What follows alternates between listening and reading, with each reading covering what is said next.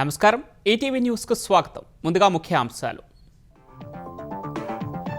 తమిళనాట కొలువు తీరిన టీవీకే సర్కార్. విజయ్తో సీఎంగా ప్రమాణం చేయించిన గవర్నర్. మంత్రులుగా 9 మంది పార్టీ ఎమ్మెల్యేలకు అవకాశం. ఇళ్లకు 200 యూనిట్ల ఉచిత విద్యుత్తుపై విజయ్ తొలి సంతకం. నిజమైన లౌకిక సామాజిక న్యాయం దిశలో కొత్త శకం మొదలైందని ఉద్ఘాటన. టీవీకేకు కాంగ్రెస్ మద్దతుపై ప్రధాని మోదీ తీవ్ర విమర్శలు. మిత్రపక్షాలకు వెన్నుపోటు పొడిచిందని ధ్వజం. పరాన్నజీవిగా మారిందని ఆక్షేపణ. అసోంలో ఎన్డీఏ శాసనసభాపక్ష నేతగా హిమంత బిశ్వ శర్మ ఎన్నిక. సీఎంగా ఈ నెల 12న ప్రమాణం. హాజరు కానున్న ప్రధాని మోదీ, కేంద్ర మంత్రులు. హైదరాబాద్లో ప్రధాని మోదీ పర్యటన. 9,377 కోట్ల విలువైన అభివృద్ధి పనులకు శ్రీకారం. కాసేపట్లో చంద్రబాబు, పవన్ ఇళ్లకు వెళ్లనున్న పీఎం. తెలంగాణలో యథావిధిగానే ఇంటర్ అడ్మిషన్లు. పాఠశాల విద్యలో విలీనం తాత్కాలిక వాయిదా. సమగ్ర అధ్యయనానికి రేవంత్ ఆదేశాలు. రేపు ఢిల్లీ వెళ్లనున్న చంద్రబాబు. పలువురు కేంద్ర మంత్రులతో భేటీ కానున్న సీఎం. ఏపీ ప్రాజెక్టులు, పెండింగ్ నిధులపై చర్చించే అవకాశం. ఉక్రెయిన్తో శాంతి చర్చలకు అనుకూలంగా పుతిన్ వ్యాఖ్యలు. తటస్థ వేదికలైన అంగీకారమేనని స్పష్టీకరణ. నిర్మాణాత్మకంగా ఉండాలని షరతు.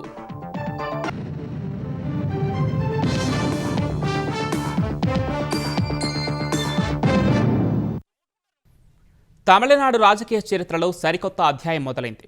తమిళగ వెట్రి కలకం టీవీకే అధినేత చంద్రశేఖర్ జోసెఫ్ విజయ్ తమిళనాడు ముఖ్యమంత్రిగా ప్రమాణ స్వీకారం చేశారు. విజయ్ సహా 10 మందితో నూతన కేబినెట్ కొలువు తీరింది. నివాస గృహాలకు 200 యూనిట్ల వరకు ఉచిత విద్యుత్ అందించే దస్త్రంపై విజయ్ తొలి సంతకం చేశారు. మిగిలిన హామీల అమలుకు కొంత సమయం ఇవ్వాలని ప్రజలను కోరారు. తమిళనాడులో నూతన ప్రభుత్వం కొలువు తీరింది. చెన్నైలోని నెహ్రూ ఇండోర్ స్టేడియంలో తమిళనాడు సీఎంగా విజయ్ ప్రమాణ స్వీకారం అట్టహాసంగా జరిగింది. అభిమానుల కోలాహలం, విజిల్ శబ్దాల నడుమ తమిళనాడు గవర్నర్ రాజేంద్ర విశ్వనాథ్ అర్లేకర్ విజయ్తో ముఖ్యమంత్రిగా ప్రమాణ స్వీకారం చేయించారు. దేవుడి సాక్షిగా విజయ్ ప్రమాణం చేశారు. జోసెఫ్ విజయ్ ఎనుం నాన్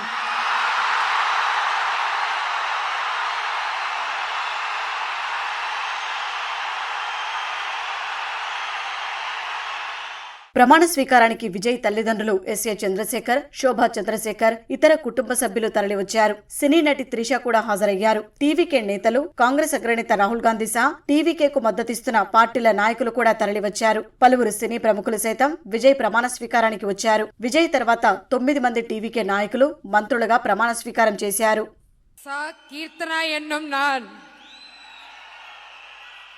ஆண்டவன் மீது ஆணையிட்டு உறுதிமொழிகிறேன். తమిళనాడు ముఖ్యమంత్రిగా ప్రమాణ స్వీకారం చేసిన వెంటనే కీలక దస్త్రాలపై విజయ్ సంతకం చేశారు. ఇళ్లకు 200 యూనిట్ల వరకు ఉచిత విద్యుత్ అందించే దస్త్రంపై తొలి సంతకం చేశారు. మహిళా భద్రత, మాదక ద్రవ్యాల నియంత్రణకు ప్రత్యేక టాస్క్ ఫోర్స్ ఏర్పాటు చేసే దస్త్రంపైన సంతకం చేశారు. తానేమి రాజకుటుంబం నుంచి రాలేదన్న విజయ్, అయినా ప్రజలు తనను స్వాగతించి మద్దతుగా నిలిచారని చెప్పారు. తప్పుడు హామీలతో ప్రజలను మభ్యపెట్టలేనని స్పష్టం చేశారు. హామీలను అమలు చేసేందుకు తనకు తగిన సమయం ఇవ్వాలని కోరారు. డీఎంకే ఖజానా ఖాళీ చేసి వెళ్లిందని ఆరోపించారు. తమిళనాడు ఆర్థిక పరిస్థితిపై శ్వేతపత్రం విడుదల చేస్తామని వివరించారు. టీవీకేలో ఒకే అధికార కేంద్రముందని, అది విజయ్ మాత్రమేనని తేల్చి చెప్పారు.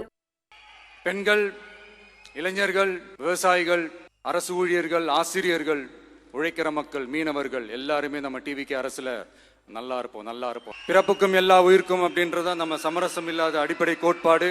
சிறுபான்மை சகோதரர்களே, உங்களுக்காக நம்ம டிவிகே அரசு கூடவே நிற்கும். உங்களுக்கு அதுல எந்த விதமான சந்தேகமும் வேணாம். இந்து, முஸ்லிம், கிறிஸ்தவர்களுக்கான முகம் தான் இந்த விஜயினுடைய முகம்.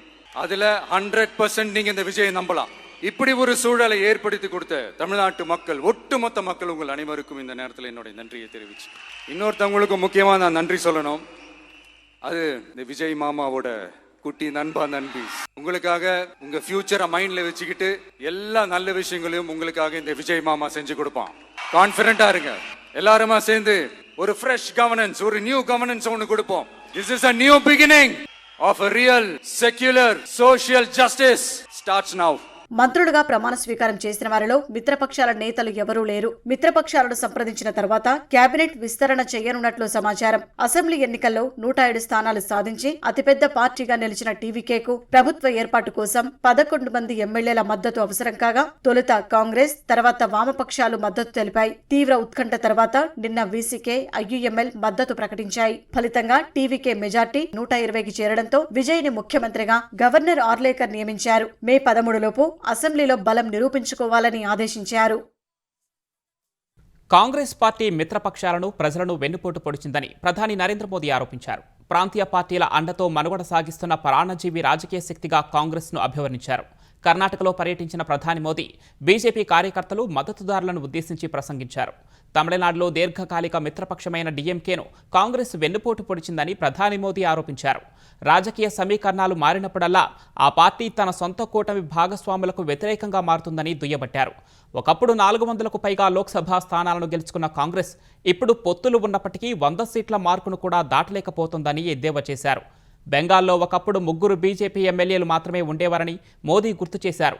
నేడు 200 మందికి పైగా శాసనసభ్యులు ఉన్నారని చెప్పారు. కేరళలో కూడా బీజేపీ క్రమంగా బలోపేతమవుతుందన్నారు. తమిళనాడులో ప్రభుత్వ ఏర్పాటుపై కాంగ్రెస్ తప్పుడు ప్రచారం చేసిందని ప్రధాని మోదీ దుయ్యబట్టారు. कांग्रेस की पहचान आज एक परजीवी पार्टी की बन गई है और इसलिए वो पहला मौका मिलते ही अपने साथियों के साथ भी विश्वासघात करती है। अभी तमिलनाडु में ही देखिए, 25-30 साल से कांग्रेस का डीएमके के साथ घनिष्ठ संबंध था। डीएमके के साथ गठबंधन ने कितनी ही बार कांग्रेस को संकटों से बाहर निकाला, लेकिन क्या हुआ? जिस डीएमके के साथ 25-30 साल का जीने मरने का नाता था, हर पल जो डीएमके कांग्रेस की भलाई के लिए काम करती थी, लेकिन जैसे ही सत्ता का खेल कहीं और मुड़ गया तो सत्ता के लालच में सत्ता भूखी कांग्रेस ने पहला मौका मिलते ही डीएमके की पीठ में छुरा भोंक दिया। परजीवी कांग्रेस को अब एक और पार्टी चाहिए जिसकी पीठ पर सवार होकर प्रासंगिक बनी रह सके। తమిళనాడు సీఎంగా ప్రమాణ స్వీకారం చేసిన టీవీకే అధినేత విజయ్కు సీఎం రేవంత్ రెడ్డి శుభాకాంక్షలు తెలిపారు. తమిళనాడును అభివృద్ధిలో ఉన్నత శిఖరాలకు చేరుస్తారని ఆశిస్తున్నట్లు ఎక్స్ వేదికగా వెల్లడించారు. ప్రజలకు సమన్యాయం, సంక్షేమంతో కూడిన పాలన అందిస్తారని ఆకాంక్షిస్తున్నట్లు రేవంత్ రెడ్డి పేర్కొన్నారు. తమిళనాడు ముఖ్యమంత్రిగా ప్రమాణ స్వీకారం చేసిన టీవీకే పార్టీ అధ్యక్షుడు విజయ్కు జనసేన అధినేత, ఆంధ్రప్రదేశ్ ఉప ముఖ్యమంత్రి పవన్ కళ్యాణ్ శుభాకాంక్షలు తెలిపారు. విజయ్తో పాటు మంత్రులుగా ప్రమాణం చేసిన వారందరికీ పవన్ అభినందనలు తెలిపారు. తమిళనాడులో ఏర్పాటైన నూతన ప్రభుత్వం ప్రజల ఆకాంక్షలను నెరవేరుస్తుందని, పారదర్శక, ప్రగతిశీల పాలన అందిస్తుందని ఆకాంక్షించారు. తమిళనాడును మరింత అభివృద్ధి, సుసంపన్న దిశగా నడిపిస్తుందని అభిప్రాయం వ్యక్తం చేశారు. అసోం ముఖ్యమంత్రిగా హిమంత బిశ్వ శర్మ మరోసారి బాధ్యతలు చేపట్టనున్నారు. ఇవాళ జరిగిన బీజేపీ శాసనసభాపక్ష భేటీలో హిమంత బిశ్వ శర్మను శాసనసభాపక్ష నేతగా ఆ పార్టీ ఎమ్మెల్యేలు ఎన్నుకున్నారు. ఎన్డీఏ కూటమి నేతగా కూడా ఆయన పేరును ఖరారు చేశారు. కొత్తగా ఎన్నికైన బీజేపీ ఎమ్మెల్యేలు, సీనియర్ నేతలతో జరిగిన ఈ సమావేశంలో హిమంత ఎన్నిక ఏకగ్రీవంగా జరిగినట్లు కేంద్ర మంత్రి జేపీ నడ్డా ప్రకటించారు. హిమంత బిశ్వ శర్మ పేరును ప్రతిపాదిస్తూ బీజేపీ ఎమ్మెల్యేల నుంచి మొత్తం 8 ప్రతిపాదనలు వచ్చాయని చెప్పారు. బీజేపీతో పాటు కూటమి పక్షాలు కూడా హిమంత పేరును ఆమోదించాయని తెలిపారు. ఎల్లుండి అసోం సీఎంగా హిమంత బిశ్వ శర్మ ప్రమాణ స్వీకారం చేయనున్నారు. గువాహటిలోని ఖానాపరా వెటర్నరీ కాలేజ్ మైదానంలో ఉదయం 11 గంటలకు ప్రమాణ స్వీకార కార్యక్రమం జరగనుంది. ఈ కార్యక్రమానికి ప్రధాని నరేంద్ర మోదీ, అమిత్ షా సహా పలువురు కేంద్ర మంత్రులు, బీజేపీ నేతలు హాజరు కానున్నారు. ప్రధాని నరేంద్ర మోదీ హైదరాబాద్లో పర్యటిస్తున్నారు. కాసేపటి క్రితం బేగంపేట విమానాశ్రయానికి చేరుకున్న ప్రధానికి కేంద్ర మంత్రి కిషన్ రెడ్డి, తెలంగాణ ఉప ముఖ్యమంత్రి భట్టి విక్రమార్క, మంత్రులు పొన్నం ప్రభాకర్, అజారుద్దీన్, ఎంపీలు ఈటెల ధర్మపురి అరవింద్, రఘునందన్ రావు స్వాగతం పలికారు. బేగంపేట నుంచి నేరుగా హెచ్ఐసిసికి వెళ్లారు. హెచ్ఐసిసిలో ఏర్పాటు చేసిన కార్యక్రమంలో వేర్వేరు అభివృద్ధి పనులకు ప్రధాని వర్చువల్గా ప్రారంభోత్సవం చేశారు. హైదరాబాద్ పనాజీ ఎకనామిక్ కారిడార్లో భాగంగా గుడేబల్లూరు నుంచి మహబూబ్ నగర్ వరకు 3180 కోట్లతో చేపట్టిన 4 లేన్ల రహదారి పనులకు శంకుస్థాపన చేశారు. 2360 కోట్లతో జహీరాబాద్ ఇండస్ట్రియల్ ఏరియా అభివృద్ధి పనులకు శంకుస్థాపన చేశారు. కాజీపేట విజయవాడ మల్టీ ట్రాకింగ్ ప్రాజెక్టులో భాగంగా 1250 కోట్లతో చేపట్టిన పనులను జాతికి అంకితం ఇచ్చారు. కాజీపేటలో 300 కోట్లతో నిర్మించిన రైల్ అండర్ రైల్ బైపాస్ లైన్కు ప్రారంభించారు. వరంగల్లో 1700 కోట్లతో నిర్మించిన పీఎం మిత్ర టెక్స్టైల్ పార్కును ప్రారంభించారు. 610 కోట్లతో హైదరాబాద్ మల్కాపూర్లో ఐఓసీ నిర్మించిన అత్యాధునిక గ్రీన్ఫీల్డ్ పీఓఎల్ టెర్మినల్ను ప్రారంభించారు.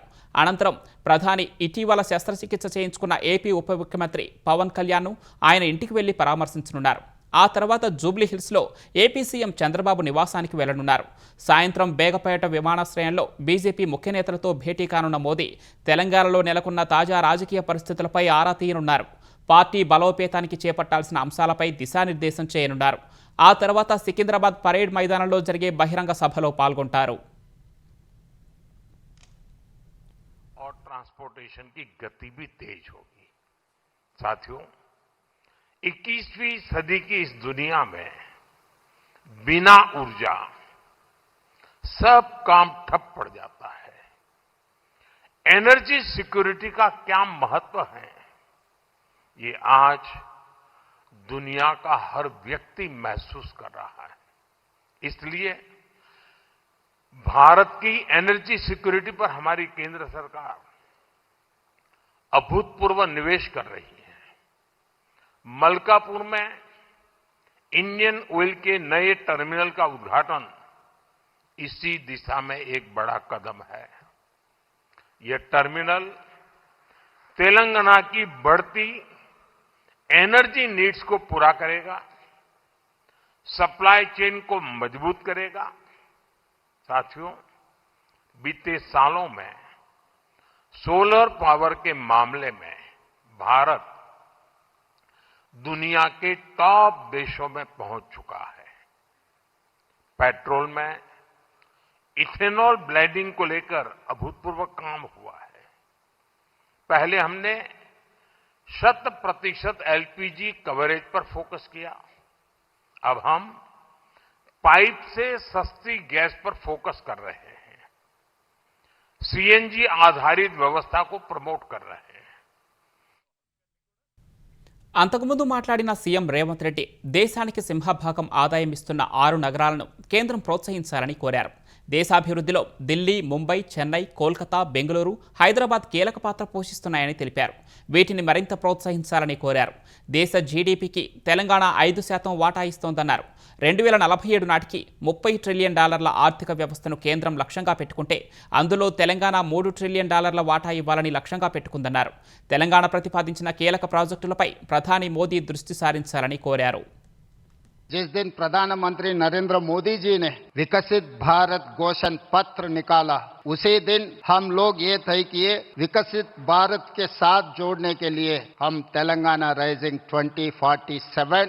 प्रधानमंत्री जी से एक ही गुजारिश है, आपके बड़ा दिल तेलंगाना तरफ, हमारा जो भी पेंडिंग है मुद्दे, ये मुद्दे एक बार आप साफ कर दिए तो तेलंगाना जनता भी खुशी हो जाएंगे।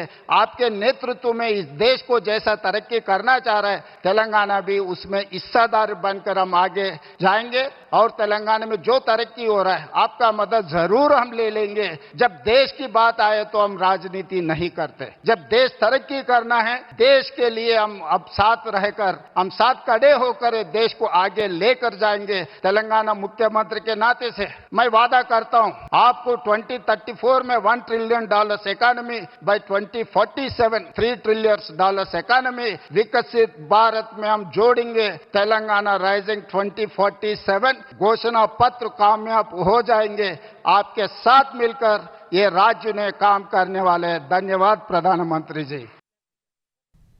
3 ఏళ్ల క్రితమే రీజనల్ రింగ్ రోడ్డు పనులకు కేంద్రం అనుమతినిచ్చిందని, త్వరలోనే పనులు ప్రారంభించనున్నట్లు కేంద్ర మంత్రి కిషన్ రెడ్డి తెలిపారు.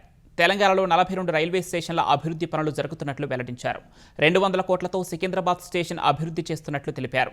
త్వరలోనే సికింద్రాబాద్ స్టేషన్ శంషాబాద్ ఎయిర్పోర్టులా మారబోతోందని విశ్వాసం వ్యక్తం చేశారు. స్వాతంత్రం వచ్చినప్పటి నుంచి ఏ రకంగానైతే మన తెలంగాణ అభివృద్ధి జరిగిందో అదే స్థాయిలో మరింతగా మోడీ గారి యొక్క సహాయ సహకారాలతోటి ఈ యొక్క తెలంగాణ కూడా అభివృద్ధి జరుగుతున్న విషయాన్ని సందర్భంగా మనయేస్తున్నాను.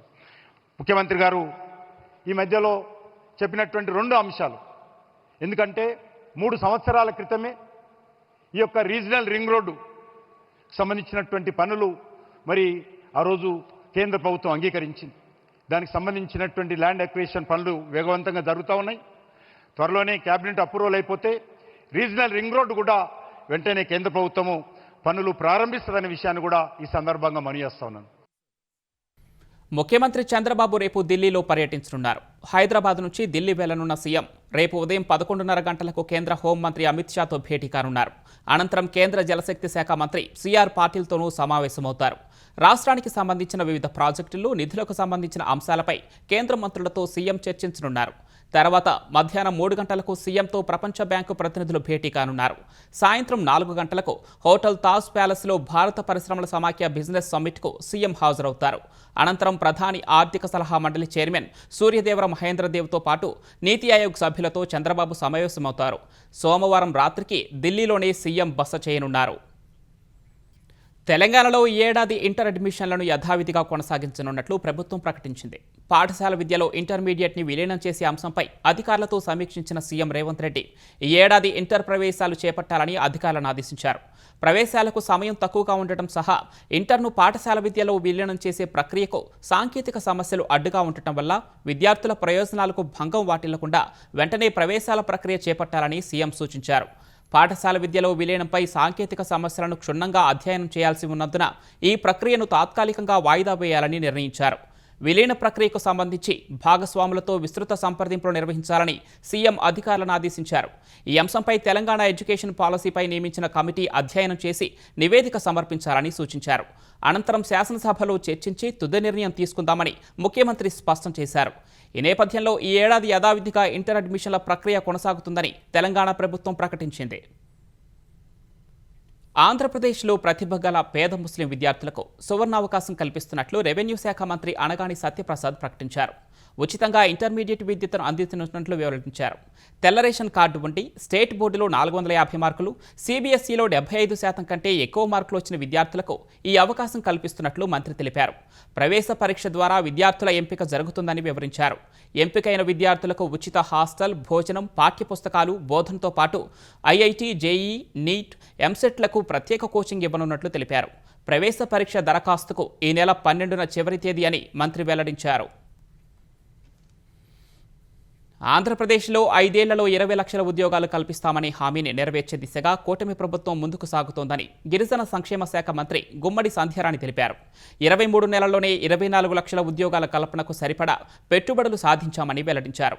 ఉత్తరాంధ్ర యువతకు ప్రధానంగా గిరిజనులకు లబ్ధి జరిగేలా పెట్టుబడులు వస్తున్నాయని తెలిపారు. 20 లక్షల ఉద్యోగాలు ఇస్తానన్న మా గౌరవ ముఖ్యమంత్రి నారా చంద్రబాబు నాయుడు గారు ఈరోజు 23 నెలల పరిపాలనలోనే మీరు ఆల్రెడీ చూశారు ఎన్ని లక్షల ఉద్యోగాలు వస్తున్నాయో. గూగుల్ కానీ, TCS కానీ, ArcelorMittal కానీ, రైల్వే జోన్ కానీ, ఇంటర్నేషనల్ ఎయిర్పోర్ట్ కానీ ఇవన్నీ ఉత్తరాంధ్రలో రావటం వల్ల మనకు ఉద్యోగాల పరంపర అలా కొనసాగుతూనే ఉంది. లోకేష్ బాబు గారి ఆధ్వర్యంలో దేశ విదేశాల నుండి పెట్టుబడుల వరద వస్తుంది. ఈరోజు యువత అందరూ కూడా చక్కగా చదువుకోగలుగుతున్నారు. ఈరోజు 10th కానీ, ఇంటర్ కానీ పిల్లలు అత్యద్భుతంగా పాస్ అయ్యారు. Telugu Desam social media wing Andhra Pradesh పోలీసులను ఉద్దేశించి వైసీపీ అధినేత జగన్ సామాజిక మాధ్యమాల్లో చేసిన ఆరోపణలను టీడీపీ నేత బుద్దా వెంకన్న తిప్పికొట్టారు. సోషల్ మీడియా వేదికగా సొంత చెల్లి, తల్లి, బాబాయి సహా ఆయన కుటుంబంపై అసభ్యకర రీతిలో ప్రచారం చేసిన చరిత్ర వైసీపీదని ధ్వజమెత్తారు. అలాంటి జగన్కు టీడీపీ సోషల్ మీడియాపైన, పోలీసులపైన విమర్శలు చేసే నైతిక హక్కు లేదన్నారు. జగన్మోహన్ రెడ్డి ట్విట్టర్ వేదికగా తెలుగుదేశం పార్టీ సోషల్ మీడియా మీద, ఆంధ్రప్రదేశ్లో ఉన్నటువంటి పోలీసుల మీద అనుచిత వ్యాఖ్యలు, అర్థం లేనటువంటి ఆరోపణలు చేసిన దాన్ని మేము తీవ్రంగా ఖండిస్తున్నాం. అసలు జగన్మోహన్ రెడ్డి సొంత సోషల్ మీడియాలో తన చెల్లి గురించి, తన తల్లి గురించి, బాబాయ్ గురించి, బాబాయ్ అల్లుడి గురించి, బాబాయ్ కూతురు గురించి అసభ్యకరంగా అర్థం లేనటువంటి రాతలు రాసి ప్రచారం చేస్తే వాళ్ళు సైబర్ క్రైమ్లో కేసు పెట్టినటువంటి విషయం వాస్తవం కాదా? తెలుగుదేశం పార్టీ సోషల్ మీడియా ఎప్పుడూ కూడా ఏ ఆడవాళ్ళని కించపరచలేదు, ఎవరిని తెలియదు. మా పథకాలు మేము ఇచ్చేస్తాము, మీ రౌడీజాన్ని ప్రచారం చేస్తాం తప్ప ఎవరిని కించపరచలేదే. సాక్షాత్తు నీ సోదరి షర్మిల గారే నువ్వు సోషల్ మీడియాలో మీద అసత్య ప్రచారం చేయిస్తున్నావు అని మీడియా ముందుకు వచ్చి చెప్పిందే. మీరా సోషల్ మీడియా గురించి, పోలీసు వ్యవస్థ గురించి మాట్లాడేది? విశాఖ గాజువాకలోని ఓ తుక్కు దుకాణంలో భారీ అగ్ని ప్రమాదం జరిగింది. గోదాములోని ప్లాస్టిక్ వస్తువులు కాలిపోయి మంటలు పెద్ద ఎత్తున వ్యాపించాయి. గోదాంలోని లారీ టైర్లు, ప్లాస్టిక్ పైపులు పూర్తిగా కాలిపోయాయి. అగ్నిమాపక సిబ్బంది 4 ఫైర్ ఇంజిన్ల సహాయంతో సుమారు 2 గంటల పాటు శ్రమించి మంటలను అదుపు చేశారు. ఈ ప్రమాదంలో ఎలాంటి ప్రాణ నష్టం జరగలేదు. మాతృదినోత్సవం సందర్భంగా మాతృమూర్తులందరికీ ముఖ్యమంత్రి చంద్రబాబు, ఉప ముఖ్యమంత్రి పవన్ కళ్యాణ్, మంత్రి నారా లోకేష్ శుభాకాంక్షలు తెలిపారు. ప్రతి జీవం అమ్మ ప్రేమ, త్యాగం, లాలనతోనే మొదలవుతుందని సీఎం చంద్రబాబు అన్నారు. కరుణకు మారుపేరుగా నిశ్శబ్ద శక్తికి నిలువుటద్దం అమ్మ ప్రేమ అని, ఈ ప్రపంచానికి పునాది మాతృమూర్తి అని వ్యాఖ్యానించారు. సృష్టిలో ప్రేమకు అత్యంత స్వచ్ఛమైన రూపం అమ్మ అని పవన్ కళ్యాణ్ తెలిపారు. పిల్లల కోసం నిశ్శబ్దంగా తల్లి తన జీవితాన్ని త్యాగం చేస్తుందన్నారు. కనిపించే ప్రతి స్త్రీ కనిపించిన అమ్మతో సమానమని మంత్రి నారా లోకేష్ తెలిపారు. తన తల్లి స్ఫూర్తితోనే విద్యాశాఖలో నైతిక విలువల పాఠాలు ప్రవేశపెట్టామని వెల్లడించారు. తలసేమియా బాధిత చిన్నారుల కోసం ఎన్టీఆర్ మెమోరియల్ ట్రస్ట్ ఆధ్వర్యంలో నిర్వహించిన ఎన్టీఆర్ ట్రస్ట్ తలసేమియా రన్ కార్యక్రమం హైదరాబాద్లోని నెక్లెస్ రోడ్లో ఘనంగా జరిగింది. జలవిహార్ వద్ద ప్రారంభమైన 3K, 5K, 10K రన్ విభాగాల్లో యువత, ప్రజలు పెద్ద సంఖ్యలో పాల్గొన్నారు. ఈ కార్యక్రమానికి NTR memorial trust managing trustee Nara భువనేశ్వర్తో పాటు నగర కమిషనర్ సజ్జనార్, దిగ్గజ క్రికెటర్ మిథాలీరాజ్, భారత బయోటెక్ జేఎండీ సుచిత్ర ఎల్లా హాజరయ్యారు. తలసేమియా వ్యాధిపై అవగాహన కల్పించాల్సిన అవసరం ఎంతో ఉందని నారా భువనేశ్వర్ అన్నారు. చిన్నారుల ప్రాణాలను బలికొంటున్న ప్రమాదకరమైన వ్యాధుల్లో ఇది ఒకటని పేర్కొన్నారు. ప్రతి 15 రోజులకు ఒకసారి చిన్నపిల్లలు బాధాకరమైన చికిత్స తీసుకోవాల్సి వస్తోందని ఆవేదన వ్యక్తం చేశారు. దేశంలో ఏటా సుమారు 12,000 మంది చిన్నారులు తలసేమియాతో జన్మిస్తున్నారని, ప్రస్తుతం దేశవ్యాప్తంగా 1,00,000 మందికి పైగా బాధితులున్నారని తెలిపారు.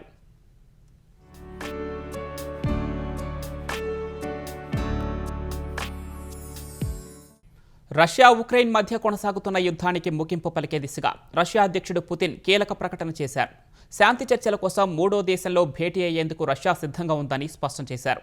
ఉక్రెయిన్ అధ్యక్షుడు జెలెన్స్కీ చర్చలకు సుముఖంగా ఉన్నారనే సందేశాన్ని స్లోవేకియా ప్రధానమంత్రి రాబర్ట్ ఫికో తనకు అందించారని పుతిన్ తెలిపారు.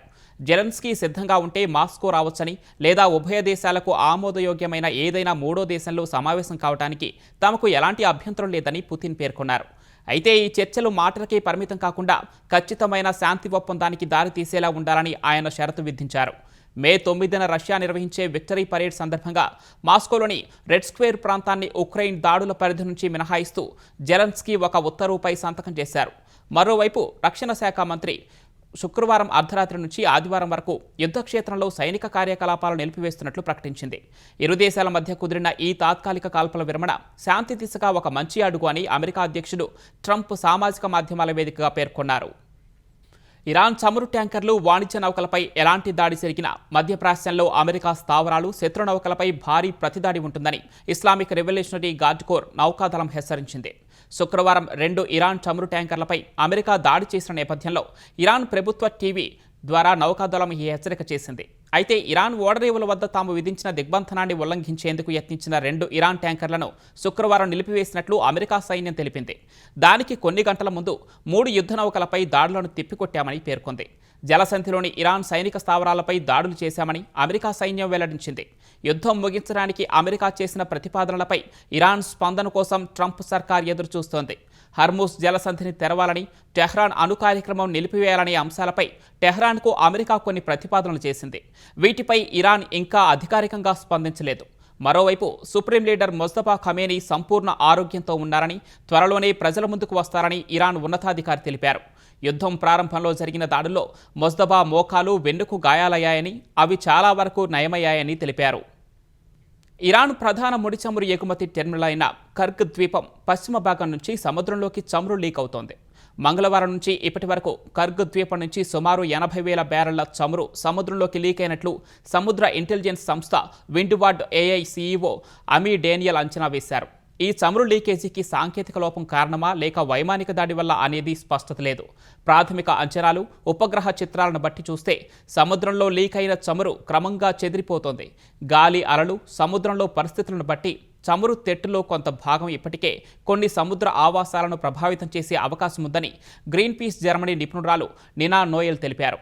ఇరాన్ ద్వీపం నుంచి చమురు లీకేజీపై స్పందించడానికి అమెరికా రక్షణ శాఖ పెంటగాన్ నిరాకరించింది.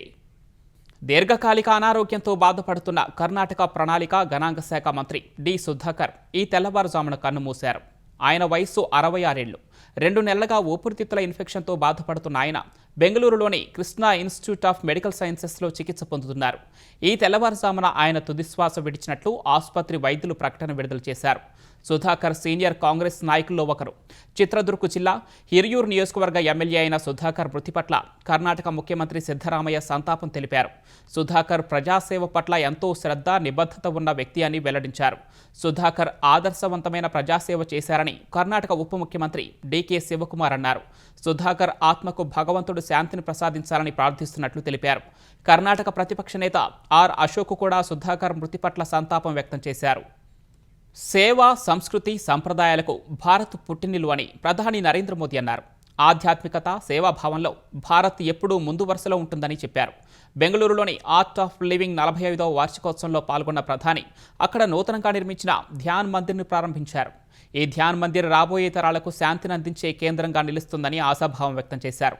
డిజిటల్ చెల్లింపుల్లో భారత్ ప్రపంచంలోనే అగ్రగామిగా ఎదిగిందన్న ప్రధాని యువతకు ఉపాధి, మహిళా సాధికారత ద్వారా వారిని ఆర్థికంగా బలోపేతం చేస్తున్నామని వెల్లడించారు. పర్యావరణ బాధ్యత, యువత సాధికారత, మానసిక ప్రశాంతత ద్వారా వికసిత భారత్ను నిర్మించాలని మోదీ పిలుపునిచ్చారు. आज दिव्य और भव्य ध्यान मंदिर का लोकार्पण हुआ है. जब संकल्प स्पष्ट हो और सेवा भाव से कार्य किया जाए तो हर प्रयास का सुखद परिणाम मिलता है. भारत के अनेक आध्यात्मिक आंदोलनों ने अंततः स्वयं को मानव सेवा के माध्यम से ही अभिव्यक्त किया है. मुझे खुशी है कि आर्ट ऑफ लिविंग के हर प्रयास में सेवा की इसी भावना का प्रतिबिंब नजर आता है. ముఖ్యాంశాలు మరొకసారి. తమిళనాట కొలువు తీరిన టీవీకే సర్కార్. విజయ్తో సీఎంగా ప్రమాణం చేయించిన గవర్నర్.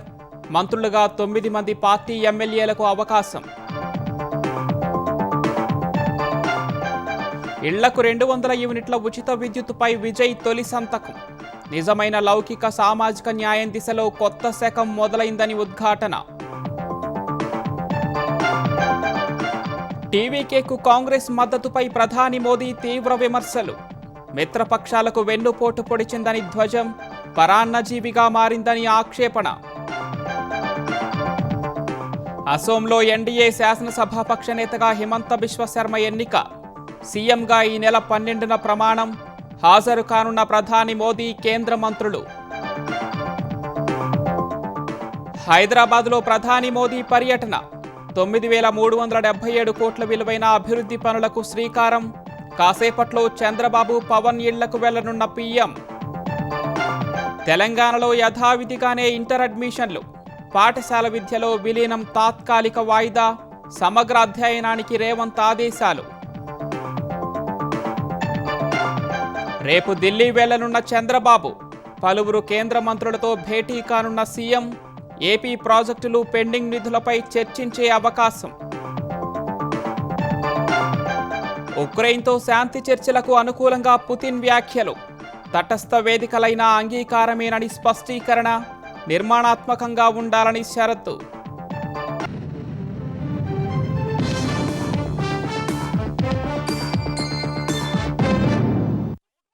ఈటీవీ న్యూస్ సమాప్తం. నమస్కారం.